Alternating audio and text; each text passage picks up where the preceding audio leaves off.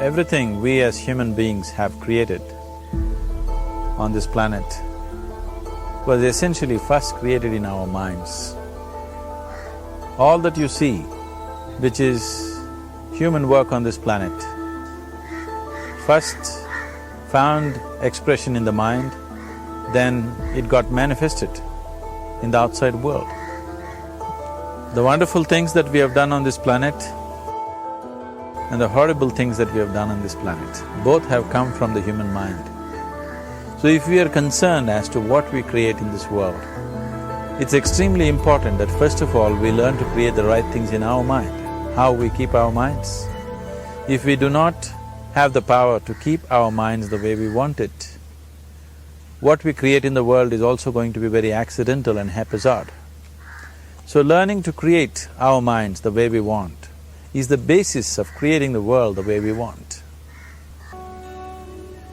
A well-established mind, a mind which is in a state of samyukti, is referred to as a kalpavriksha.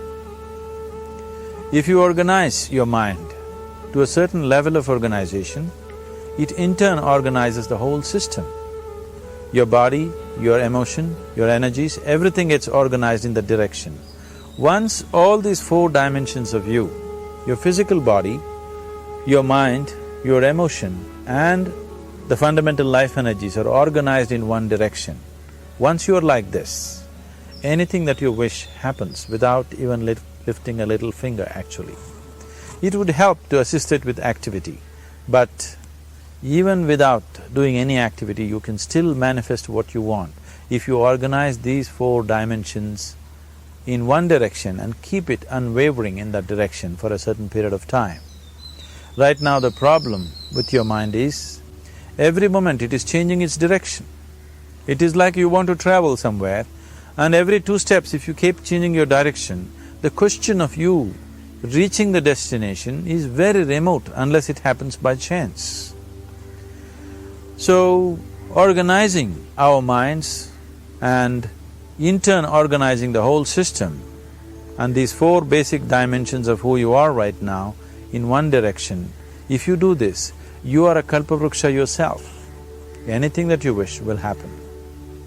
But right now, if you look at your lives, everything that you have wished for till now, if it happens, you have finished.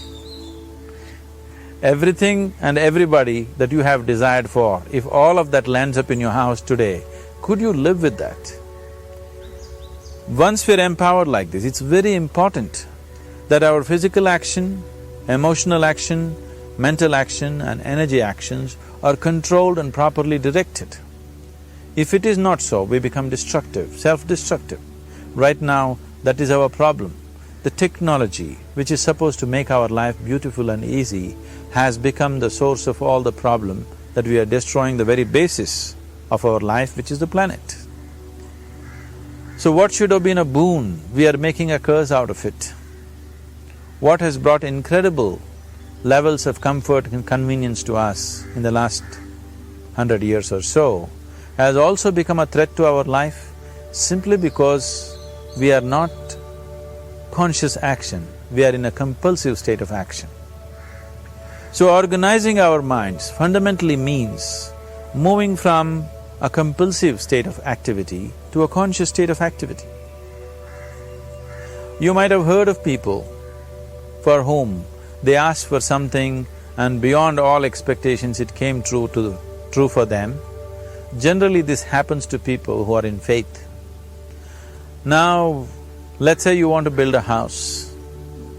If you start thinking, oh, I want to build a house, to build a house I need 50 lakhs, but I have only 50 rupees in my pocket, not possible, not possible, not possible. The moment you say not possible, you are also saying I don't want it. So on one level, you're creating a desire that you want something, on another level, you're saying I don't want it. So in this conflict, it may not happen. But if you want life to happen the way you want it, because right now, the very crux of your happiness and your well-being is this. If at all if you're unhappy, the only and only reason why you're unhappy is life is not happening the way you think it should happen. That's all it is. So if life is not happening the way you think it should happen, you're unhappy. If life happens the way you think it should happen, you are happy. It's as simple as that. So if life has to happen the way you think it should happen, first of all, how you think, with how much focus you think, how much stability is there in your thought, and how much reverberance is there in the thought process will determine whether your thought will become a reality or is it just an empty thought. Or how you do not create any impediments for your thought by creating negative thought process. This possible is something possible or not possible, is destroying humanity. What is possible and not possible is not your business, it's nature's business. Your business is just to strive for what you want. Right now you're sitting here. If I ask you two simple questions, I want you to just look at this and answer this. Right now from where you're sitting, can you just fly off? You say no.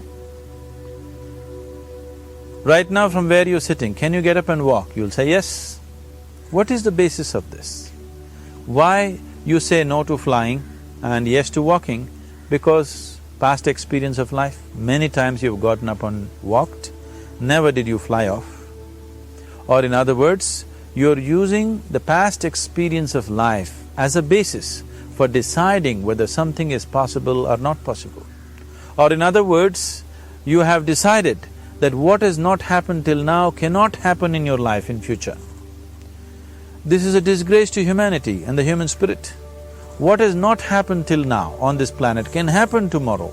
Human beings are capable of making it happen tomorrow. So what is possible and what is not possible is not your business. That is nature's business. Nature will decide that. You just see what is it that you really want and strive for that. And if your thought is created in a powerful way, without any negativity, without any negative thoughts bringing down the intensity of the thought process, the first and foremost thing is you must be clear what is it that you really want. If you do not know what you want, the question of creating it doesn't arise. If you look at what you really want, what every human being wants is, he wants to live joyfully, he wants to live peacefully. In terms of its relationships, he wants it to be loving and affectionate. Or in other words, all that any human being is seeking for is pleasantness within himself, pleasantness around him. This pleasantness, if it happens in our body, we call this health and pleasure. If it happens in our mind, we call this peace and joy. If it happens in our emotion, we call this love and compassion. If it happens in our energy, we call this blissfulness and ecstasy. This is all that a human being is looking for. Whether he is going to his office to work, he wants to make money, build a career, build a family, he sits in the bar, sits in the temple, he is still looking for the same thing. Pleasantness within, pleasantness around. If this is what we want to create, I think it's time we addressed it directly and commit ourselves to creating it. So you want to create yourself as a peaceful human being, joyful human being, loving human being, a pleasant human being on all levels. And do you also want a world like this? A peaceful world, a loving world, a joyful world? No, I want greenery, I want food. When we say a joyful world, that means everything that you want has happened. So this is all that you're looking for. So all that you need to do is commit yourself to creating it, to create a peaceful, joyful and loving world, both for yourself and everybody around you. Every day in the morning, if you start your day with this simple thought in your mind, that today, wherever I go, I will create a peaceful, loving and joyful world. If you fall down 100 times in the day, what does it matter? For a committed man, there is no such thing as failure. If you fall down 100 times, 100 lessons to be learnt. If you commit yourself like this to creating what you really care for, now your mind gets organized. Once your mind gets organized, the way you think is the way you feel, your emotion will get organized. Once your thought and emotion is organized, your energies will get organized in the same direction. Once your thought, emotion and energies are organized, your very body will get organized. Once all these four are organized in one direction, your ability to create and manifest what you want is phenomenal. You are the creator in many ways. That which is the source of creation is functioning within you every moment of your life. It is just that, have you kept access to that dimension or not? Organizing the four basic elements of your life will give you that access. There are tools and technologies to do this. The whole science of yoga, the whole technology that we refer to as yoga is just about this, transforming yourself from being just a piece of creation to become a creator.